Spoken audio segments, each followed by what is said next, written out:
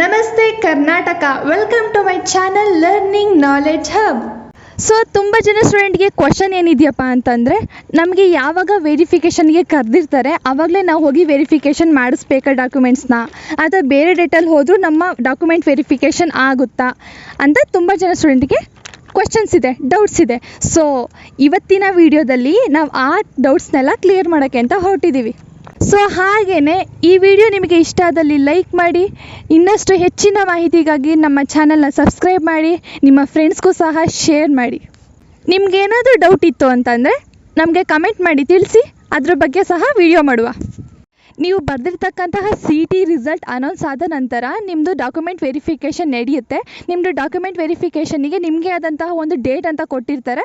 ಈ ರ್ಯಾಂಕಿಂಗಿಂದ ಈ ರ್ಯಾಂಕಿಂಗ್ಗೆ ಒಳಗಡೆ ಬಂದಿರುವಂಥ ಸ್ಟೂಡೆಂಟ್ಸು ಈ ಡೇಟಲ್ಲಿ ಬಂದು ವೆರಿಫಿಕೇಷನ್ ಮಾಡಿಸ್ಕೋಬೇಕು ನಿಮ್ಮ ಡಾಕ್ಯುಮೆಂಟ್ಸ್ನ ಅಂತ ಹೇಳಿರ್ತಾರೆ. ಸೊ ನೀವು ಆ ಡೇಟಲ್ಲಿ ಹೋಗಿ, ನೀವು ಕರ್ನಾಟಕದಲ್ಲಿ ಬರೆದಿದ್ದೀರಾ ಅಂತಂದರೆ ಕರ್ನಾಟಕದಲ್ಲಿ ನಿಮ್ಮದು ಡಿಸ್ಟ್ರಿಕ್ಟ್ ಯಾವುದಿರುತ್ತೆ ಅಥವಾ ಎಲ್ಲೆಲ್ಲಿರುತ್ತೆ ಅಲ್ಲಿ ಹೋಗಿ ನೀವು ಡಾಕ್ಯುಮೆಂಟ್ ವೆರಿಫಿಕೇಷನ್ನ ಮಾಡಿಸ್ಕೋಬೇಕಾಗುತ್ತೆ. ನೀವು ಬೇರೆ ಸ್ಟೇಟಲ್ಲಿ ಬರೆದಿದ್ದೀರಾ ಅಂದರೆ ಆ ಸ್ಟೇಟ್ಗಳಲ್ಲೇ ವೆರಿಫಿಕೇಷನ್ಗೆ ಕರೀತಾರೆ. ಸೊ ನೀವು ಆವಾಗ ನಿಮ್ಮ ಡಾಕ್ಯುಮೆಂಟ್ಸ್ಗಳನ್ನ ತಗೊಂಡೋಗಿ ಆ ಸ್ಟೇಟಲ್ಲಿ ವೆರಿಫಿಕೇಷನ್ ಮಾಡಿಸ್ಕೋಬೋದು.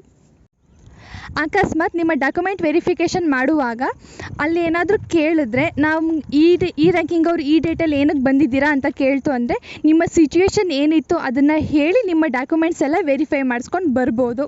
ಹಾಗೆಯೇ ಯಾರೂ ಅಷ್ಟಾಗಿ ಕೇಳಲ್ಲ. ಅಕಸ್ಮಾತ್ ಕೇಳ್ತು ಅಂದರೆ ನಿಮ್ಮ ಸಿಚುವೇಶನ್ ಅವರಿಗೆ ತಿಳಿಸಿ ನಿಮ್ಮ ಡಾಕ್ಯುಮೆಂಟ್ಸ್ ಎಲ್ಲ ವೆರಿಫೈ ಮಾಡಿಸ್ಕೊಂಡು ಬನ್ನಿ. ಡಾಕ್ಯುಮೆಂಟ್ ವೆರಿಫಿಕೇಷನ್ಗೆ ಯಾವೆಲ್ಲ ಡಾಕ್ಯುಮೆಂಟ್ಸ್ನ ನೀವು ರೆಡಿ ಇಟ್ಕೋಬೇಕು ಅನ್ನೋದನ್ನು ವಿಡಿಯೋ ಸಹ ಮಾಡಿದ್ದೀನಿ. ಈ ವಿಡಿಯೋಲಿ ಅದನ್ನು ಡಿಸ್ಕ್ರಿಪ್ಷನಲ್ಲಿ ಆ್ಯಡ್ ಮಾಡಿರ್ತೀನಿ. ನಿಮಗೆ ಅದು ಬೇಕು ಅಂತಂದರೆ ಹೋಗಿ ನೀವು ಚೆಕ್ ಮಾಡ್ಕೊಂಡು ನೋಡ್ಕೊಳ್ಳಿ. ಈ ವಿಡಿಯೋನ ಲೈಕ್ ಮಾಡಿ ಆ್ಯಂಡ್ ನಮ್ಮ ಚಾನಲ್ನ ಸಬ್ಸ್ಕ್ರೈಬ್ ಮಾಡಿ ಅಂತ ಮತ್ತೆ ನೆನಪಿಸ್ತಾ, ಥ್ಯಾಂಕ್ ಯು ಸೋ ಮಚ್.